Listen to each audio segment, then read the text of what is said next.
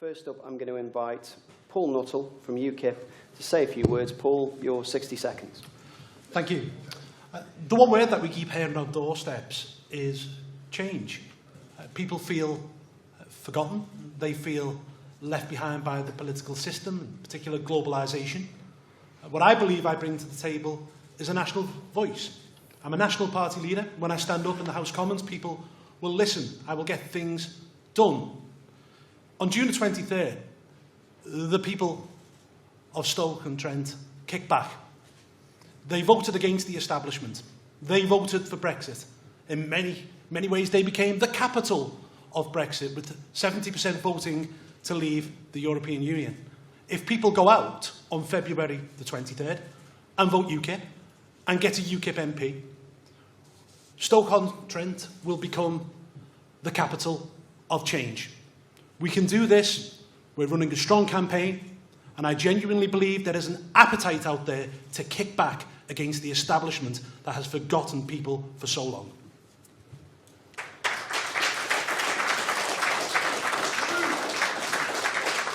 Well, I've campaigned for Brexit all my life, and I'm one of the reasons that we got the referendum in the first place. If it wasn't for UKIP, we wouldn't have forced Cameron into offering a referendum that he never wanted to give. And what I want to see is the Brexit that everyone knew that they were voting for. Now, Dr. Ali says, well, of course, they didn't know they were voting to leave the single market. Well, that's just utter nonsense. David Cameron said, if you vote to leave the EU, you're voting to leave the single market. George Osborne said the same. Philip Hammond said the same. Michael Gove said the same. Nigel Farage and Boris Johnson didn't say that. Everyone knew that voting for Brexit was leaving the single market because it was about, hang on, right? It's all about controlling our borders, controlling our own finances, ensuring we can sign our own trade deals and not having to comply with EU regulations and directives. That's what Brexit should mean, and that's what the people of Stoke-on-Trent voted for. Thank you. Question, thank you. Okay, I tend to concur with everything that the panel have said. People should be allowed to remain, and they're protected anyway by something called the Vienna Convention. But beyond that, I also implore the European Union to come to an agreement to ensure that the million expats who are living in Spain and Italy and Portugal and Greece and everywhere else also have the right to remain. And this is a negotiation that needs to go forward and go forward pretty quickly. Mr. Nuttall. I tend to agree with Dr. Ali. The problem that you have with social care and healthcare is that they're not integrated. So very often the left hand doesn't know what the right hand is doing, and because of cuts, there's an estimated million beds which are taken up at the moment across the NHS, whereby people literally do not have anywhere to go back into the community. I want to see more money go into social care. Our party is committed to £1.2 billion every single year. And I know in this community there is a problem with zero-hour contracts, particularly with carers. I'm absolutely committed to the abolition of zero-hour contracts. They have no place in 21st century Britain. Thank you, Mr. Nuttall. Now I want to see £3 billion a year extra go into the NHS. I think it's massively underfunded at the moment. I could literally write next year's headlines today, and it will be NHS in crisis. Paul, where would you get extra £3 billion? Because you want to reduce income tax to 20%. There's not enough money coming to NHS. Where are you going to fund this? Well, it's pretty simple.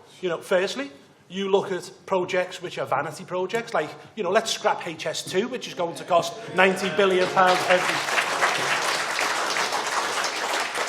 We have a foreign aid budget which is running at £30 million every single day. Now, look, I don't have a problem handing foreign aid over to countries that actually need it, where there's a humanitarian crisis or there's an Ebola crisis. But we shouldn't be giving foreign aid to countries like India, which has its own space programme, which has more millionaires and billionaires than ourselves. Does that not indicate that you're not internationalist? Dr. Ali, let me finish. That's our taxation. Let's spend it on the NHS. And as for nurses, we have a shortage of nurses in the health service at the moment. That's why we're bringing people in from other countries. There is nothing wrong with the old state-enrolled nurse. We don't want to have a system whereby people say it's too posh to wash. It worked before, it can work again. I came to university in the final year of the major government, and I was lucky enough to get a full grant. And I know if I was 18 now, I wouldn't go to university because of my background, and I would be too afraid to rack up the kind of debt that you're racking up, being a working class lad. You know, I want to see a beginning of, well, I want to see stem cell subjects. Yes. I said stem cell. That's what I said. Okay, yeah. Very good. But I want to see a reduction in tuition fees. I want to see them abolished for those subjects.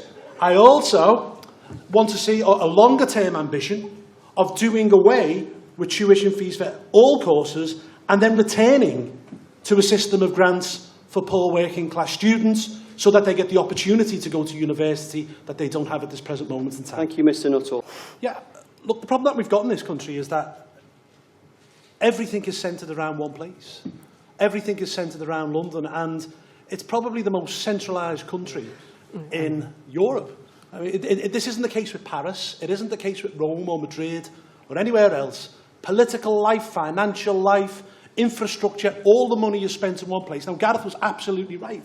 They do get 10 times more spent on them per head in London on infrastructure. It's actually £5,000 per head in London. It's under £500 here in the West Midlands. And what we need to do is, yes, not just talk about HS2 going through Staffordshire. Let's just scrap HS2 altogether, because it's only there to benefit one place.